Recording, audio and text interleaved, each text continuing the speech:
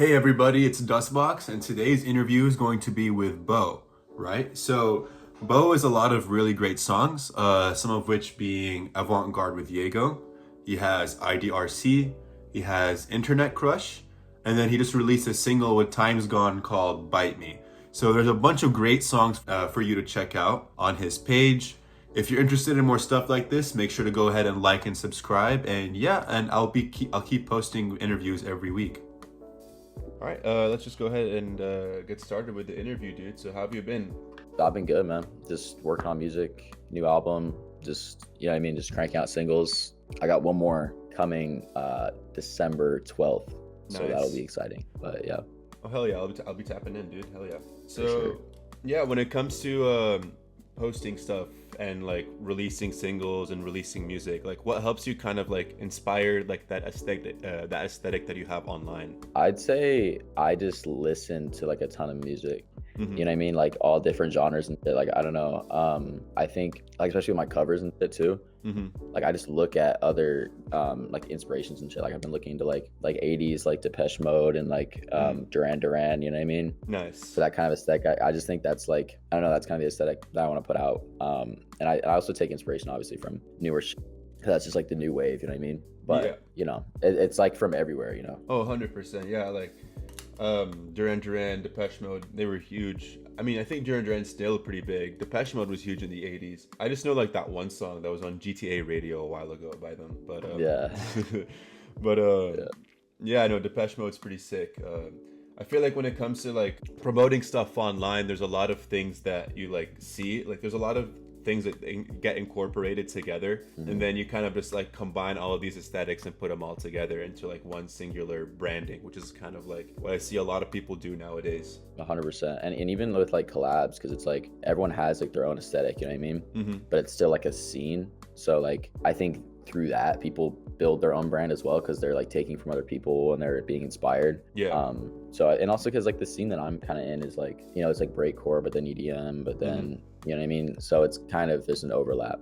Yeah, there's a literal ton of overlap when it comes to stuff like that. And I see it all the time, you know? People will make breakcore, but like there's more to EDM than just like breakcore, you know what I mean? There's a ton of stuff. But yeah, do you feel like the aesthetic that you make, like does it reflect like how you creatively feel like right now, or is it more of like kind of like a persona that you build intentionally? I'd say honestly, because like I've had like a pretty similar kind of vibe since I've started.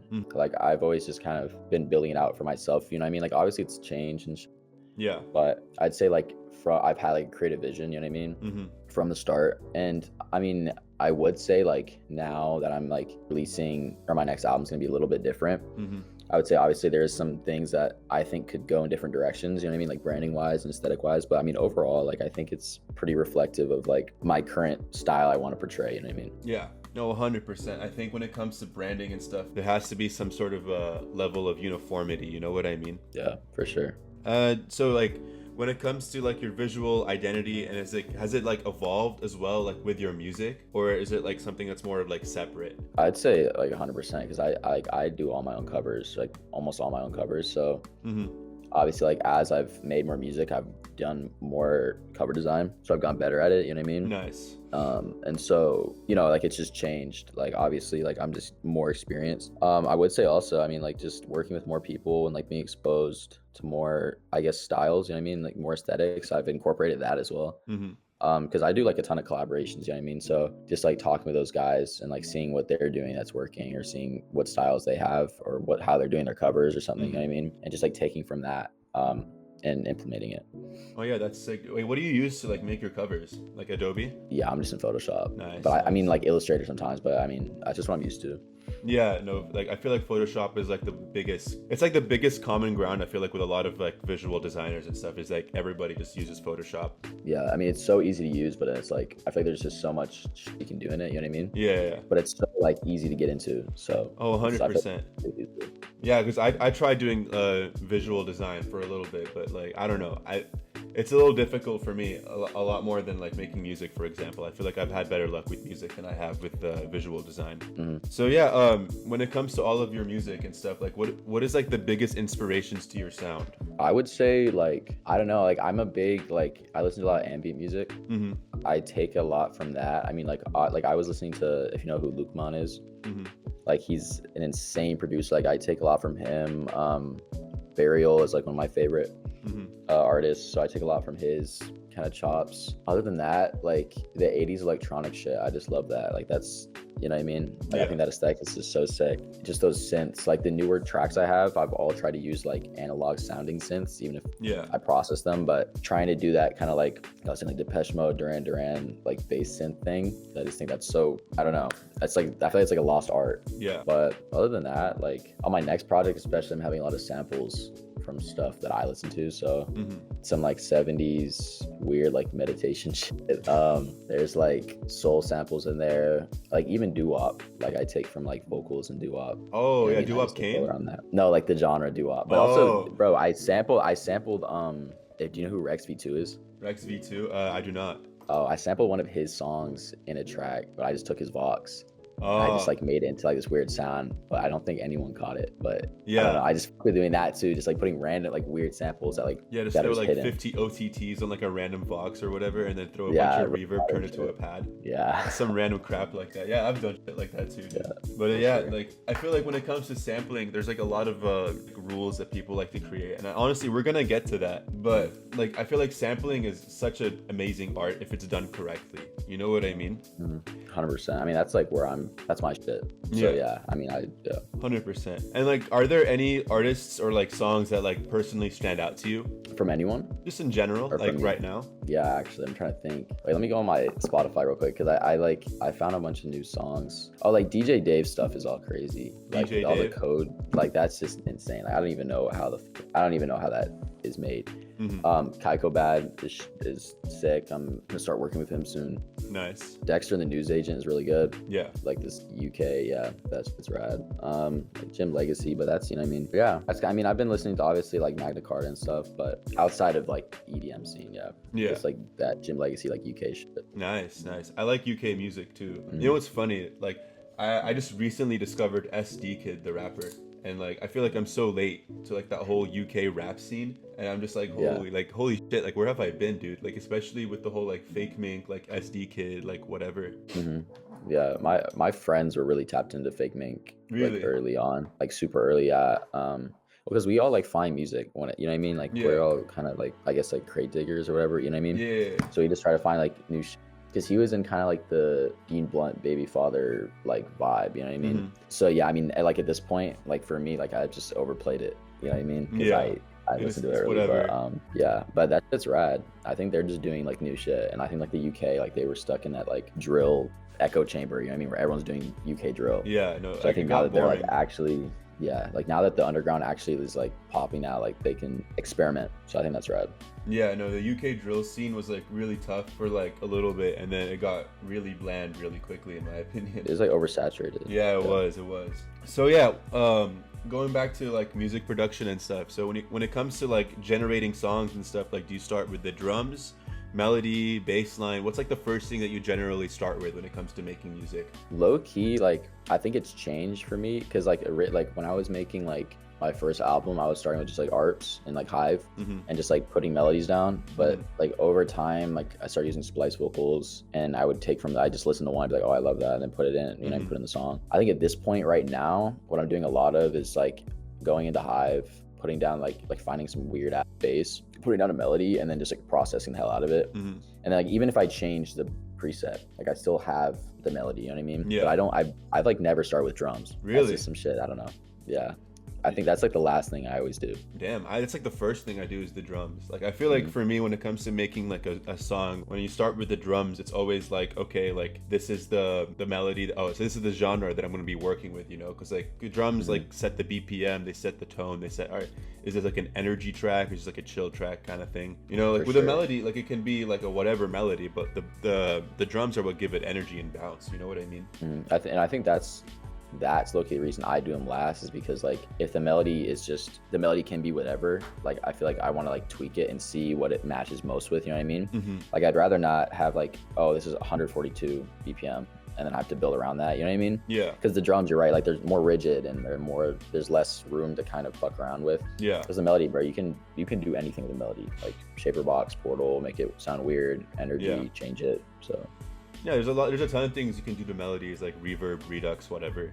Like there's like it's just so, that's what's so fun about working with melodies in general, is like the amount of freedom and like space that you have versus with drums, like you mentioned before, are a little bit more on that rigid side. But yeah, like do you think that like, have you always started the melody, or is it something that's like changed over time? Well, I mean, like overall it's always like started melodically, I'd say. Like even if it was the vocal, like I'll put, like what I'm doing now, like I'm putting vocals in Melodyne from Splice and I'm repitching it, which is still like a melody. Yeah. So I feel like I've always done melody first. I feel like that's just kind of like, I don't know, like what's worked for me. Okay. Yeah, I feel like with Melodyne vocals and whatever, I feel like the vocal is so good when it comes to like creating melodies, because like there's like, it's like weirdly imperfect, right, when it comes to like making vocals and stuff, and that's what makes like good vocals sound so good, is that like with synths, like because they're like a rigid set tone, you know, like when you're like hitting a C note, it's gonna stay on that C note. When it's a vocal, it's like shaking a little bit, you know what I mean?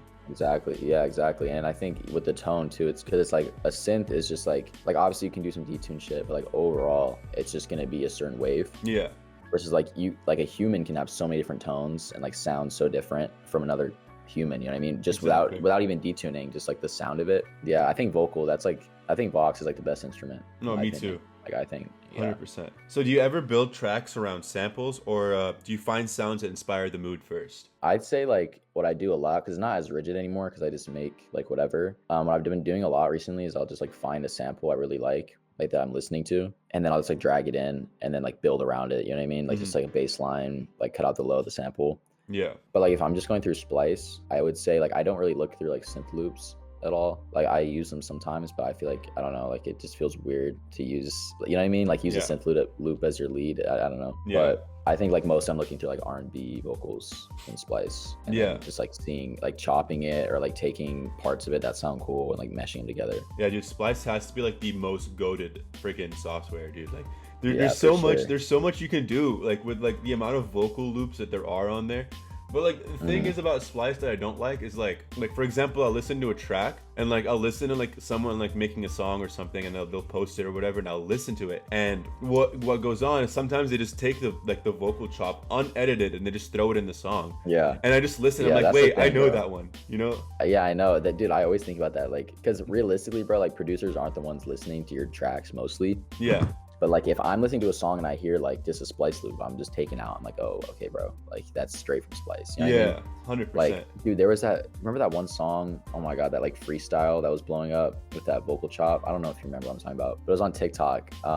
And literally the loop they use is like one of the first results that come up if you look up vocal chop on Splice. You're joking. I'm like, bro, like I'm like dead ass, bro. And so it's like now that's unusable too, because now, you know what I mean? Now it's like, now it's associated with that song. You know what I mean? Yeah, dude, yeah, for sure. That's how I feel, because I listen to a lot of techno, like underground or whatever, and like like one of the artists that I listened to like literally like took like 3 or 4 like sample like Splice vocals and just pasted it in his song, and now I just can't hear those vocals normally anymore, because like I'm like, damn, these would be so fire if they were not associated with that song already, if that makes sense. Yeah. So like mentally, no, yeah, go ahead. Yeah, like mentally it's just like weird. Yeah, I mean, because I was just gonna say, like, what I try to do is I try to take like I don't know, like 3 different vocals, 4 different vocals, and then like chop them together, like splice them together, so it makes like a new vocal. And I like, obviously I do processing so they sound the same generally, and so I think that just helps, because then it's like unrecognizable. Oh, that's what I do. Yeah, you just don't want it. Like chopping out vocals and stuff. Like for like I'm actually gonna tie into like that song you have with Diego, Avant-Garde, like with all like the vocal chops. Like you can't tell like what those vocals are, for example. You know what I mean? Like versus like someone who just drags and drops a random song, like a random vocal, and you can exactly tell like, okay, this is from like this song, or this is from like this Splice loop or whatever. You see what I'm saying? Yeah, like I feel like when you chop it up and like you process it, it's like a lot more different, and it sounds better in my opinion. Yeah, I mean that's like Diego's shit too.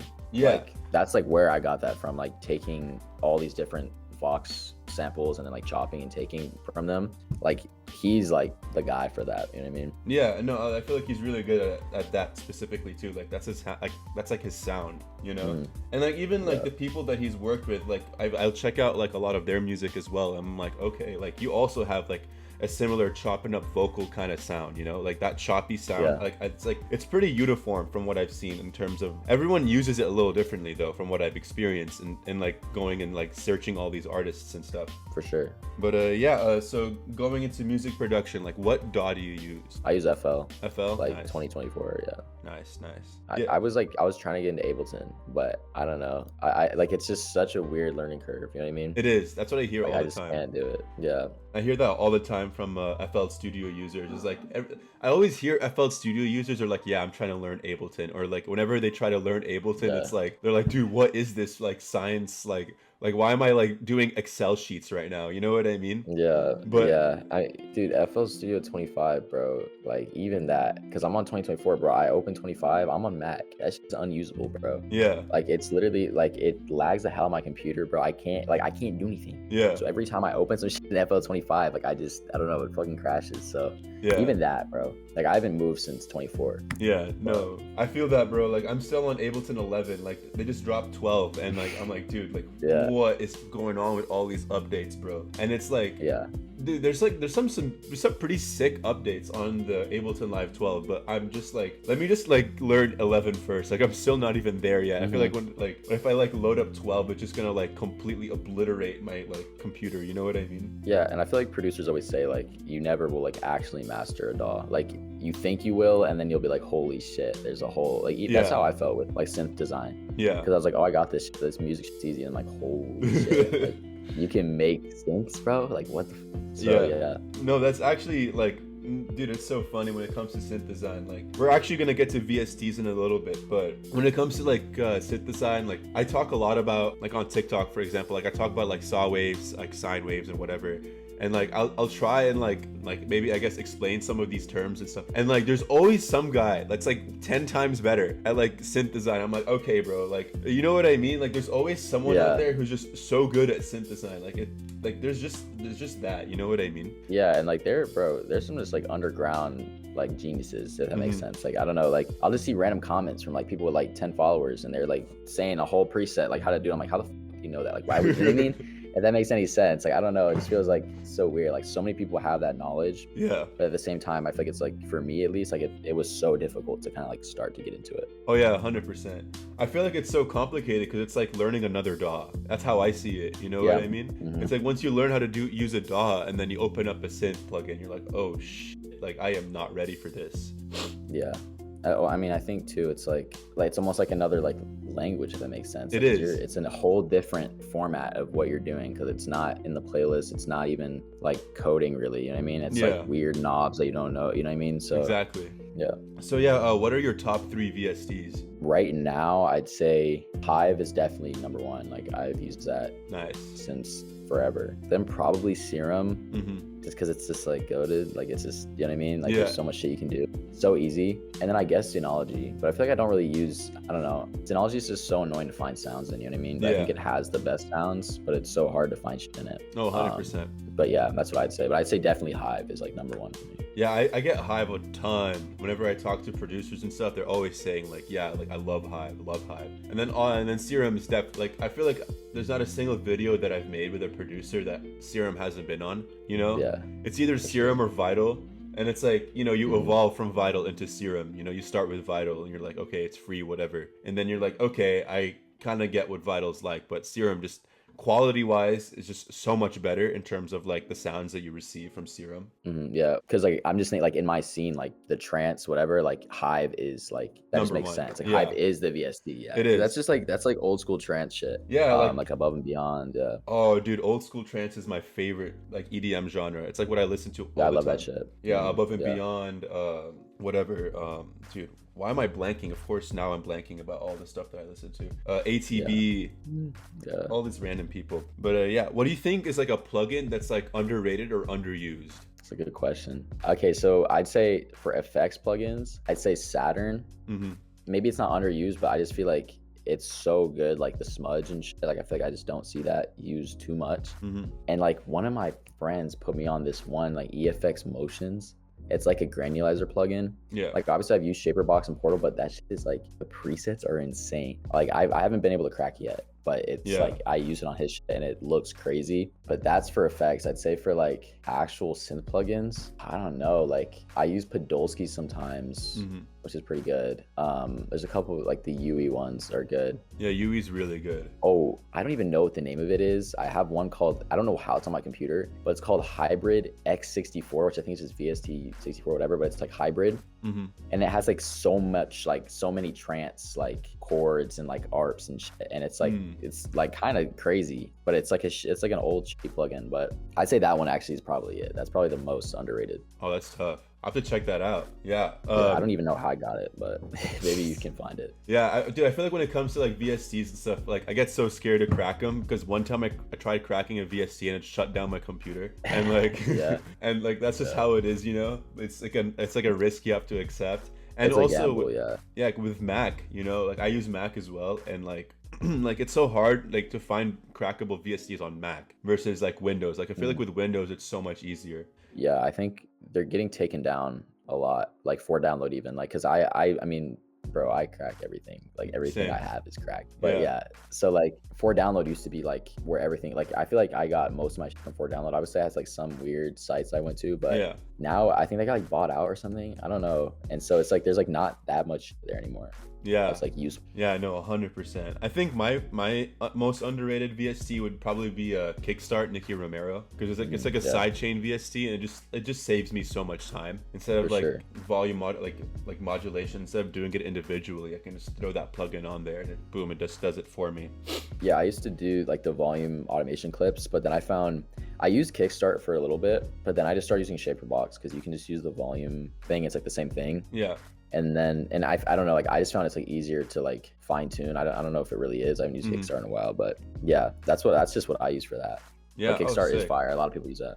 Yeah, Kickstart's tough. So we were talking about samples and stuff earlier, so I wanted to go kind of back to that. So like, where do you stand on the usage of like samples and loops in general? So I'd say like, in my opinion, I think it's different for both. So like for loops, I think like I don't care. Like I just think it's like less, like if you're just using like a loop and you're not putting any effects, and even if you're not pitching it at all, anything, like I just feel like that's kind of like there's not much artistry in that. I don't know. I mean, I obviously understand like using loops, and I get that, and like if there's a cool lead that you're using and you want to add more shit to it, like I get that. But like if you're just having just loops, I feel like as a musician I would just feel kind of like, is that my song? You know what I mean? Like it doesn't feel, I don't know. But with samples, I don't know, like I think like I use, like my biggest song is just a ripped sample, you know what I mean? Like I just took a Clara Lasan vocal, but like I don't know, like I love using weird samples and stuff. Like obviously if it's not just like stealing it, I think that's my main thing with everything. It's like if you're just like taking it and not doing anything to it, that's just kind of like gray area. I don't know. It's kind of weird.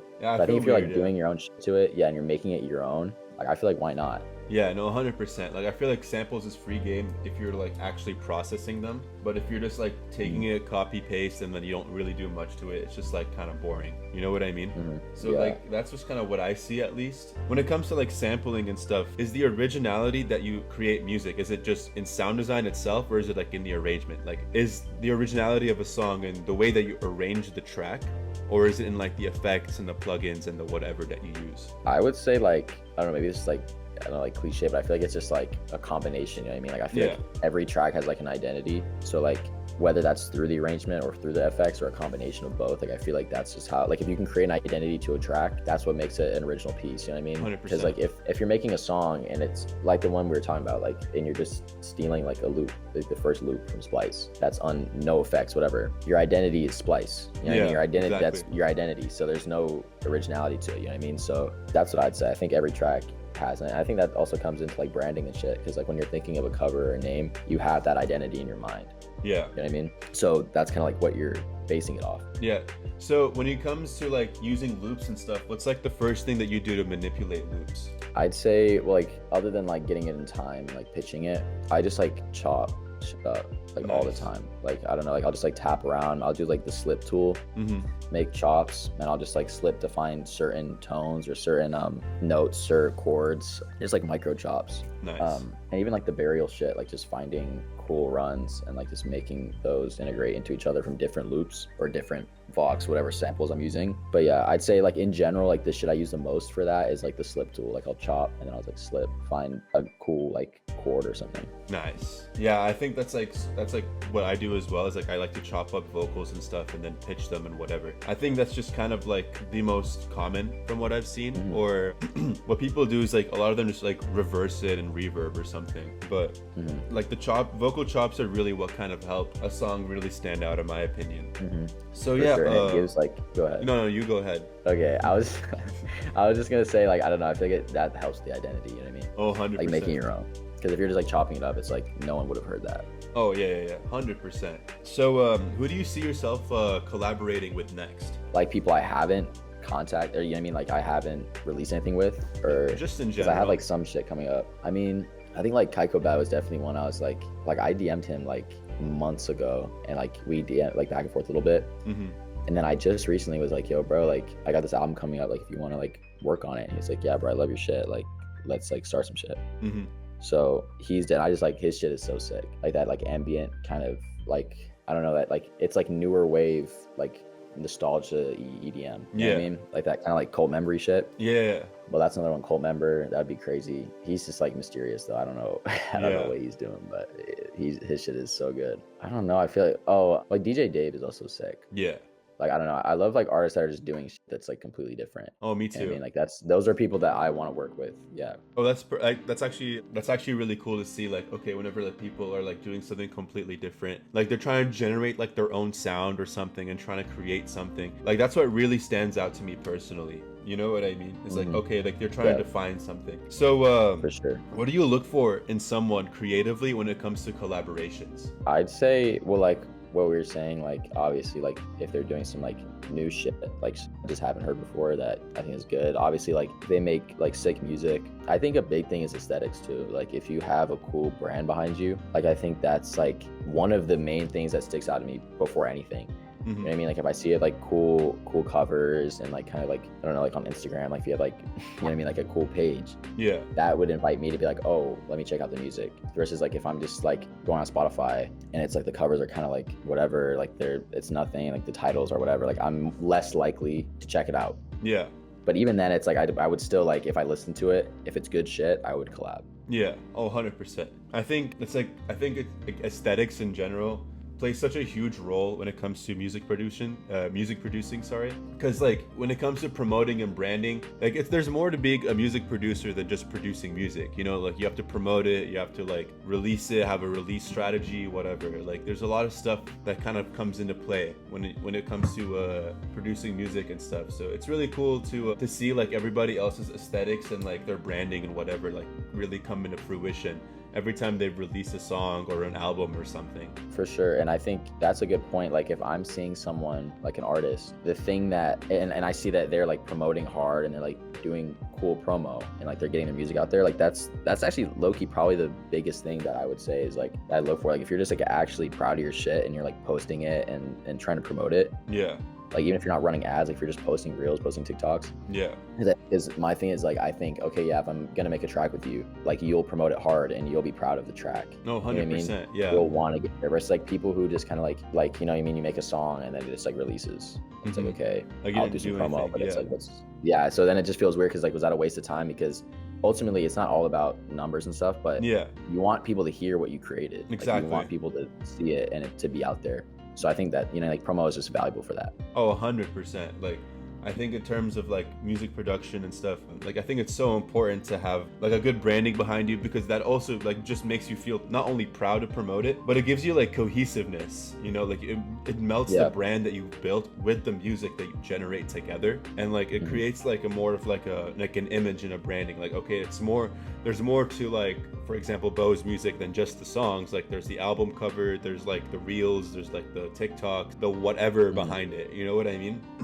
Yeah, 100%. I mean, I think the image is like the biggest that, or at least that I think that I like to foster, is just like a cohesive aesthetic. Mm-hmm.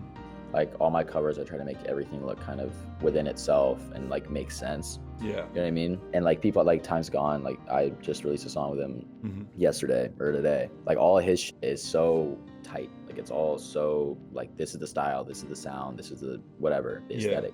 And I just think that's just fire. Like that's what you should look for in an artist, I think. Oh, 100%. I think aesthetics play a much bigger role than just music in general, in my opinion. So, has any collab that you've made, like, has it taught you, like, something different about how you work solo? It's a good question. I would say, like, I guess one is, like, when I worked with March Pain for the first time. Yeah. Like, I released Just Tell Me. Mm-hmm. Like, that was, like, my first, like, real, like, breakcore release, like, really. Yeah. Like I had some other shit before that, but it was like you know what I mean? It was like kind of on the line of drum and bass and shit.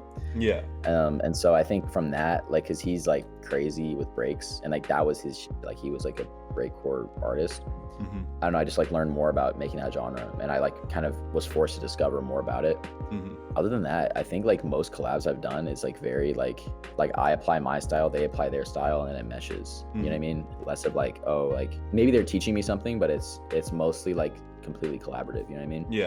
Yeah, I feel like when it comes to my like collaborations and stuff, like there's a lot of stuff that I like to see in terms of like okay, like I worked with like this person, for example, like, oh, like this guy does like this like a lot better than I do. I'll incorporate a little bit of that into like what I make in terms of my music and stuff, which is really cool. But yeah, for sure. Just stuff like that. Yeah, like how has making music changed you as a person? I'd say it's made me more like, well, obviously like I appreciate music more, I think, just because like I know how creative it is and like how much goes into it.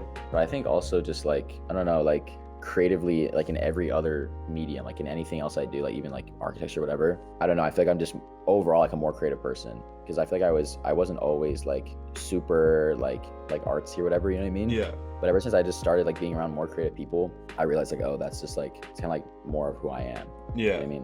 Like being creative and like making art and showing it to people, you know? Oh, 100%. There's like a lot of like talent that comes like when it comes to like making stuff like that. So when it comes to making music so it's changed you as a person. I think when you said you didn't feel like you associated a lot when it comes to like being like an artistic person, right? And yeah. Like I feel the same way a little bit. Like it's a lot more of like a skill than it is like an art to me. Like when it comes like now, like I'll go to like clubs or whatever, and like, or I'll go hang out with my buddies and they'll show me a song, and like instead of like actually enjoying the song, I'm like breaking it down in my head. I'm like, okay, this guy used this 808, this guy used this pad, this guy used this melody, like picking out the mix. Like I can literally see the Ableton like the DAW like in my head. You know what I mean? It's so bad now. Yeah, I can't 100%. even like. That's funny. Yeah.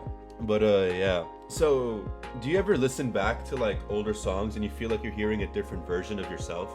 Yeah, for sure. I'd say the biggest jump was my first project to my second one. Like I remember when I was gonna drop my second project, my self-titled, I would like listen back to Haven and be like, why did I drop that song? You know what I mean? Or like, you know, like that's a completely different like artistic vision that I had. Yeah. Even now, like I'm doing the same thing, but I say in like less of like a critical way. Like I feel like I'm listening back and like, oh, like that song did that successfully, you know what I mean? Yeah. Or like this song encapsulated what I wanted in that artistic box, you know what I mean? Oh, 100%. So yeah, because I think the main thing that I wanted with my first project was like kind of like an airy, like ethereal, just like Y2K project. Yeah. You know what I mean? And then the second one, I wanted a little bit darker, like a little bit more, you know, obviously there's like Internet Crushes on that album, but obviously shit that's a bit more like not as airy, you know what I mean? Yeah. And so I think now like with my next project, I just want it to be like all the good shit of those two projects combined. So I'd say like, yeah, like I am looking back to try to see like an artistic vision and then like trying to take from it. Oh, 100%. Yeah, like I feel like when it comes to like artistic visions and stuff, like there's like a lot of stuff that like comes into play. Like you kind of like see like your older self and see like what you used to kind of do versus what you do now, and like I think it's a lot different in terms of like the music that you release. You're a little bit, I feel like for me personally, like I'm a lot more careful about what I release now. Like I don't really have a lot on like DSPs or anything, but like in general, I'm just like, I feel like it takes a lot for me to like release something now versus before where I'm like, okay, I finished this track, let's release it. Now I'm like, okay, this has to like actually sound really good. Like you're a lot more like in tune and like, okay, I need to like make sure like the track that I release, like there has to be like substance to it. You know what I mean? Like Yeah, when I it's like that identity thing. Yeah. exactly, like I think it also ties into like the identity. This ties in as well to like the aesthetics that you create visually for your music. Like you're trying to tie in everything. Yeah. So wait, do you release anything yet, or like do you have music out? So on DSPs, I only have 2 songs, but I'm working on an EP right now, and I want to like actually like I have like a lot of stuff that I'm working for this EP right now that I'm trying to do. Like right So now, is your sound? Go ahead. yeah, I'll show you after the interview. But like I like it's pretty like I'm actually really proud of this stuff. Like I gotta show you some of this stuff. But Yeah. Show me. Yeah. I got you, bro. But I'm working on an EP right now that like it's kind of like this weird bass housey, like I don't know how to explain it. It's very choppy, but like it's bouncy at the same time. But like when it comes to like creating DSPs and stuff, creating songs to release on DSPs, like I feel like I'm a lot more picky now.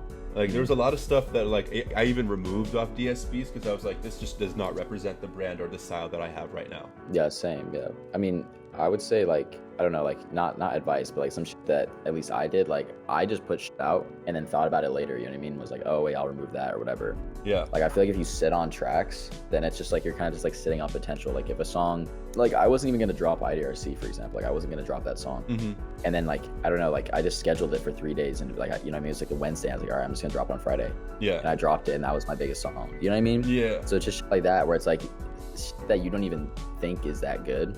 You just release it and give it time, like there will be a market for it. Oh, 100%. And then even if it's like, oh well, now I don't really fuck with the song and people aren't really liking it, whatever, you can just remove it. Yeah, 100%. Like there's nothing, I mean obviously if you're in a deal it's kind of different, but like yeah, I'm assuming it's like through DistroKid at the moment. So yeah, no, like you can always remove it like later on. Like that's kind of how I was, but then like I think that's why I removed a lot of my stuff, because I would just release anything and like literally anything, and I was just like, okay dude, like a lot of this is just fluff and I just need to remove it, you know. And like it's just been sitting there, and like there's a reason why no one listened to it. I mean at least now, I'm just being harsh, but because like I think my stuff now is just like 10 times better, so like that's why I'm like, okay, like this is just literally ass, so I just removed it.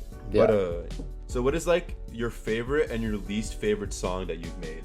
well, I'd say my favorite song is, well, like released, right? Yeah, I'd say Release, like Rave Romance is my favorite. Just because, I don't know, like I feel like everything in that track just like came together like exactly how I wanted it to. You know what I mean? I'm so glad like people got to hear that song. Like, I don't know. I love that song. I'd say like my least favorite, I don't know, probably something off my first project. Like I don't know, I don't really like all the stuff I have out now. I like. I'd say like obviously some stuff on my first project is kind of like not that good, like compared to now. So I feel you. Yeah, I feel like it changes a lot. Like a lot of like the people that I ask, they'll say like their least favorite is like their most popular song because it just doesn't represent them anymore. And just like people just keep like asking them to like make more music like that. And like whenever I talk to people like that, they're like, dude, like I fucking hate that song, dude. It's just like so funny to me. But I mean, that's just kind of what resonates with a lot of their listeners. You know what I mean? I mean, I'd say with my, like, obviously like IDRC, like it's not like my favorite song, but like I understand like why it performed well. You know what I mean? Oh, like, I get it. Like it, like as in like it has like a hook. Yeah. And it just makes sense. Like it's like the arrangements like make sense. You know what I mean? So it's like more cohesive as a track, and I feel like that's why it performed well, at least in my opinion. But I do get that. Like I feel like I've heard it a lot, so I'm just kind of like, oh, okay, like yeah. You know what I mean? Like it's cool, but I wouldn't say it's my least favorite. Oh yeah. So do you think like your listeners gravitate towards like different songs that you've expected? Kind of. Like I don't know. Like I think like as I said, like IDRC, like I didn't think that would really perform that well. Or I mean, I guess I just didn't expect it to be anything. Rave Romance, I guess, was also kind of like out of nowhere. It just kind of, I don't know, like performed pretty well. I'm trying to think. I mean, I'd say like there's some songs that I think are like underrated, or that people just don't really know. Like I don't know, like on my self-titled like Techno Lullaby, like I love that song. And that's like maybe like it's probably one of my favorites I've made.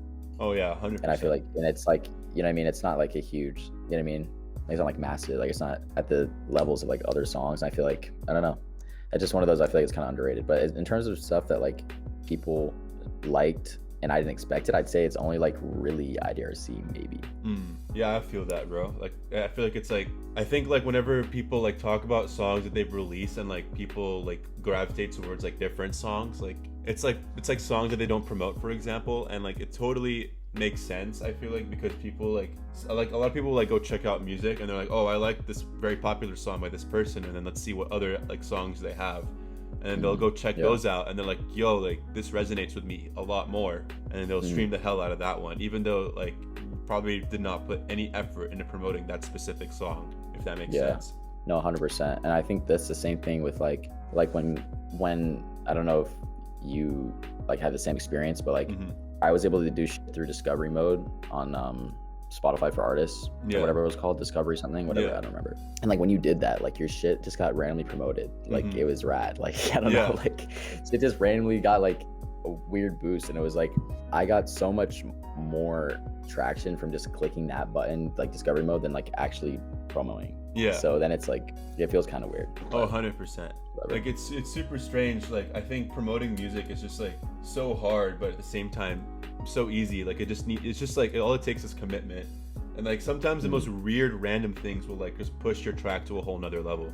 100%. And I think with promo, like because like I didn't like get like a ton of traction from like as in like I didn't get like a ton of views or anything, but I would still get people listening because I would just release like I drop like 3 TikToks a day on 3 different accounts, so it's like 9 TikToks. Damn. And they'd get like 1,000 views or something, 2,000 views. But then it's like that's like 10,000 people in a day. And out of those people, how many people are checking out your shit? You know what I mean? And then you just do that every single day. It's where it's like you're gonna build traction eventually. Oh, 100%. Like even if you're not, if you like, that's almost more valuable than dropping like one video that gets like 100K or 50K. No, I agree. And then obviously the next step is like, the next step is like now you're dropping whatever 3 TikToks a day and they're all getting 100K. I think then that's like now you're building like a real like brand image and shit, you know? Oh, 100%. Like I think like none of this stuff that's happening to me right now like would exist without TikTok. Like I wouldn't have been introduced to this scene, like, and I wouldn't have been like as involved as I am right now without TikTok, to be honest with you. Like I think like that app really changed like my trajectory. Like people like I think developing like a fan base and stuff like it's a lot easier than it used to be before. And like you said, like you just post on like a couple other like TikTok accounts for your music, and like it will generate traction eventually. You know, like that's just kind of the reality of the situation. Like you just gotta post, bro. Like that's really what you gotta do. Like you just gotta put your camera up and then just hit the record button, do whatever, and then just post it. You know, like I think people overthink it like way too much now, which people really shouldn't. Because like I think just go on. I just think it's like the algorithm like can do like there's no way that you're gonna make the perfect video. Oh, 100%. You know what I mean? Where it's like, oh, this video is gonna hit the algorithm, I'm gonna put these hashtags and whatever, because it's just ultimately it's a gamble. It is. So like one video, it might hit the For You page, but then it's like now you're gonna like make another video for like 2 weeks, plan it out, whatever, and release it. Like no, like the algorithm's not gonna hit. You have to like release another video and then another video and then another video the next day. 100%. Because then it just carries. I mean, and also people are like, oh, like it's so cringe to like release TikToks. I'm like, it's only cringe until it isn't. Well, that's with anything, bro. That's the same shit with releasing music. Like, exactly. It's cringe and corny until it's like you're big or like you whatever. Which doesn't even matter. Like if you think it, like the reason you should be releasing music is because you love to release music. You know what I mean? Exactly. Like to be cringe is to be free, bro. Like that's how it is. Facts. Yeah. So if there's any piece of advice that you can give like a producer or an artist, what would that be? I would say don't take yourself too seriously. Like especially if you're reaching out to people or someone's reaching out to you, like I think a lot of people act kind of like the mysterious thing, or they're like too good to like DM someone, or they're too good to like email someone. Like bro, like you're not at that level yet, you know what I mean? Like no one really will ever is, bro, like because we're all just like people, like just like talk, just being, I mean, like I think people try, and I think that like people get lost in the whole identity thing where they're like, oh, I have to have this like character. It's like, bro, you got like 40K 50K monthly, bro. Like okay, bro, like it's fine, just like DM people, bro, because that's how I started, bro. Like I just DM'd like a ton of people, like a ton of artists, and like obviously you don't get a lot of DMs back, but then the ones you do, those are valuable, you know what I mean? Yeah. And you can make music from there, and from there, you know what I mean, like foster like a friendship and shit, you know what I mean? 100%. That's why I thought like you DMing me like that, I just rocked with that, because it's like, bro, you're just like hustling, like you're just trying to get into people, get into the scene. And I think a lot of people just like ego, you know what I mean? Yeah, so I'd say that 100%. the biggest piece of advice, it's just like, don't take yourself too seriously, and just like, just like give yourself an opportunity with that, you know what I mean? Oh, 100%. I think like when it comes to like that DMing stuff, dude, that works. Like that's, bro, I think I shoot at least like 10 DMs a day to like different artists. That's what it is, bro. That's like, fucking rad, yeah. And that's what gives me the capability to drop like my interviews. You know, it's like I just DM these people. People are watching my YouTube. Like there's people, I'm getting traction on YouTube now. I have it on TikTok, YouTube, whatever. And like literally all it takes is just a DM. And like, dude, the thing is, like, even after I'm done with the interviews, I end up becoming friends with a lot of these people. I'm like, hey, like whenever you release an album, whenever you release an EP, a project or whatever, like hit me up. I'll make an album review. Like I'm trying to keep these people in the loop as much as I possibly can. And plus it's free content for me.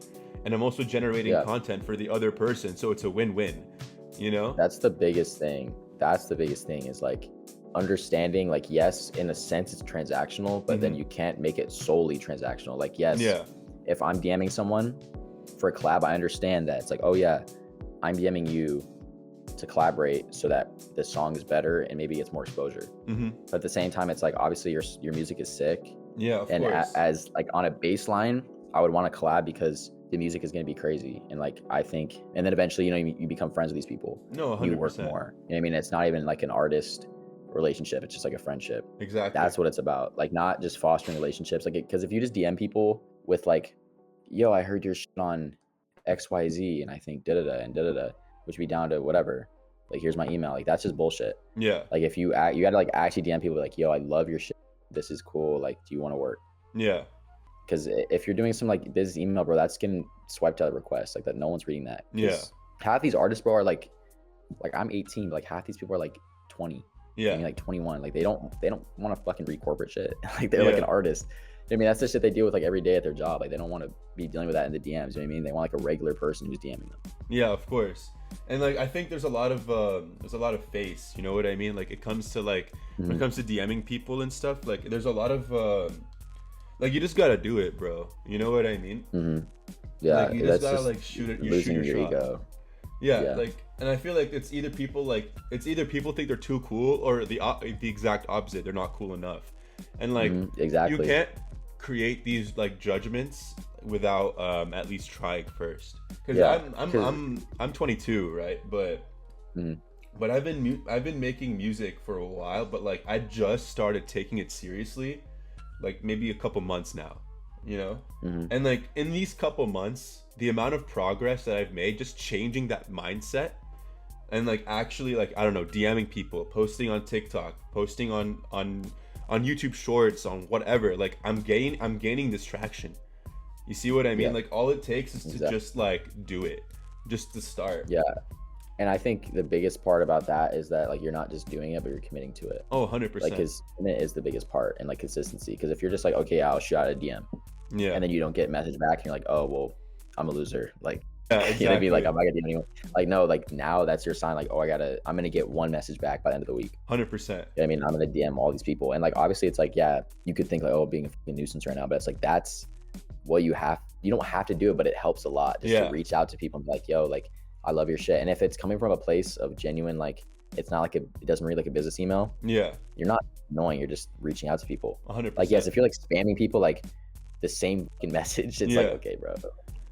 And I think it's like, I think the part of it is like, you kind of have to be a nuisance, you know, because then people remember you, you know? Yeah, that's with promo too. Yeah. Exactly. Like, it's just like, I feel like being a nuisance is kind of underrated and overhated, in my opinion.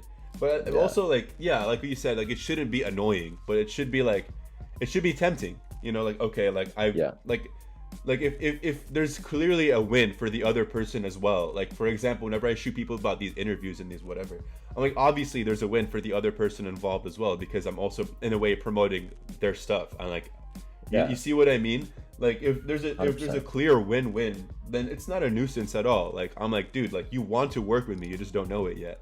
Yeah. Like that's just how I see it. Yeah. But yeah. So you mentioned like an album early on into this interview. What, like, when do you plan on releasing that? So at the moment, like my goal is like late December, early January. Mm-hmm.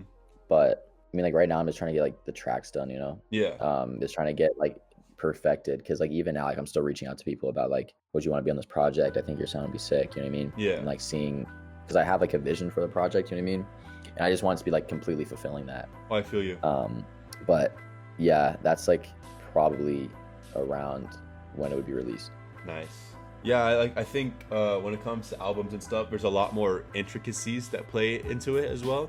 Like you have to make sure everything is a lot more cohesive, a lot more like put together versus than just like releasing a single or like a mixtape. Because like whenever you release an album, you're kind of trying to like hone down and define like a specific sound. At least that's how I see it. So like the more cohesive and like put together your album is, like the more it'll just age well over time. Versus just like a mixtape where it's just like a bunch of random good songs where it could be a good song, but it's just not going to define the sound, if that makes sense. Yeah, exactly. And people don't want to like, I think it can get in the weeds a little bit with an album because it's like, yes, you need like a cohesive sound, 100%, like an aesthetic. Mm-hmm. But like people don't want to listen to like the same song 15 times. Oh, you know 100%. I mean? Like that's where I think some people get kind of like lost, where it's like, oh, I have a style and I have a sound, so the album's gonna be that. Yeah. But like realistically, bro, if I hear like basically the same 3 songs, like I'm not gonna listen to the album. Yeah. And that's with anything. Like you have to take your own work into consideration with that.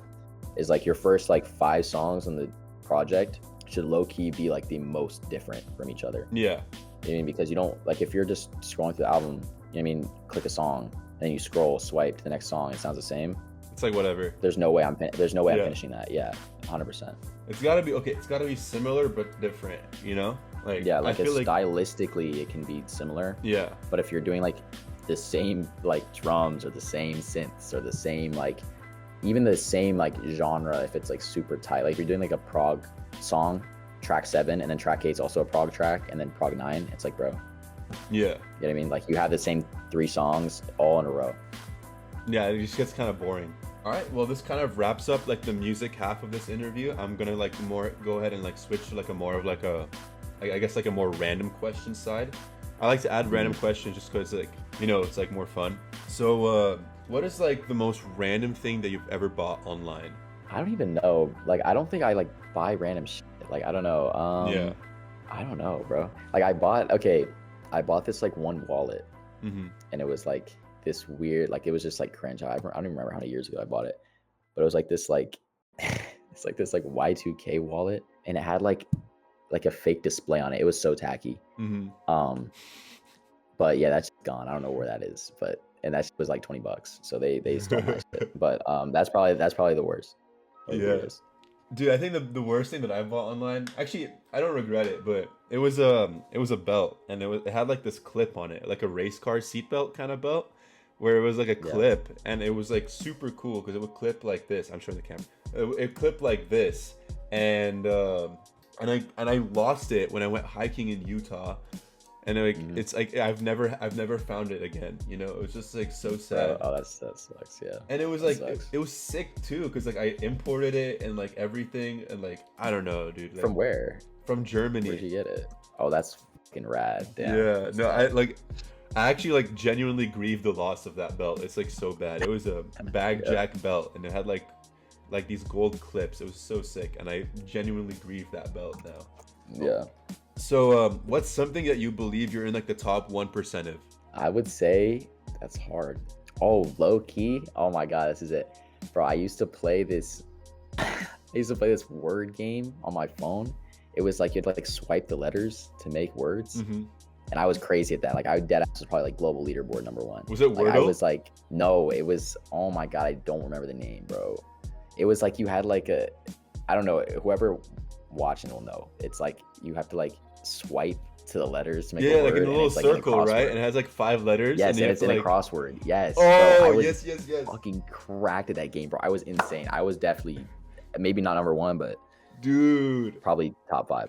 I used to love those. Okay, so for me, like It's very similar, but like you know, like the block game. It's like Tetris, but not really. Like you drag the blocks into like the little square, and you have to get them in a line. And if you get the line, like it'll delete the line. I think so. Oh, You know what I'm I talking see about? those on Block ads, Blast, bro. right? Yeah.